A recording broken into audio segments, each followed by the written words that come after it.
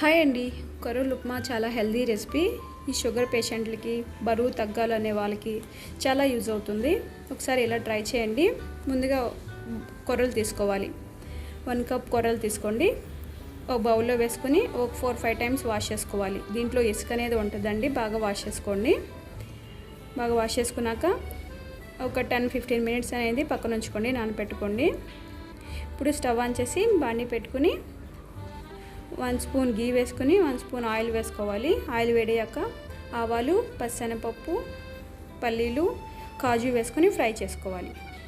అలా ఫ్రై అయినాక కరివేపాకు, ఆనియన్స్, చిల్లీ, బంగాళదుంప, క్యారెట్ వేసుకోవాలండి. అవన్నీ వేసుకొని మిక్స్ చేసుకున్నాక టేస్ట్ సరిపడా సాల్ట్ వేసుకుని కట్ చేసి పెట్టిన టమాటోస్ అవన్నీ వేసుకోవచ్చండి. చాలా టేస్టీగా ఉంటుంది. ఈ రెసిపీ అనేది బ్రేక్ఫాస్ట్ గాను డిన్నర్కి గాను చాలా బాగుంటుంది. ఇప్పుడు కొర్రలు అనేది వేసుకోవాలి. ఈ కొర్రలు ఆయిల్లో వేయడం వల్ల పొడిపొడిలాడుతూ వస్తుంది. ఇప్పుడు 3 కప్స్ వాటర్ వేసుకోవాలి. 1 కప్కి 3 కప్స్ వాటర్ వేసుకొని అలా కుక్ చేసుకోవాలి.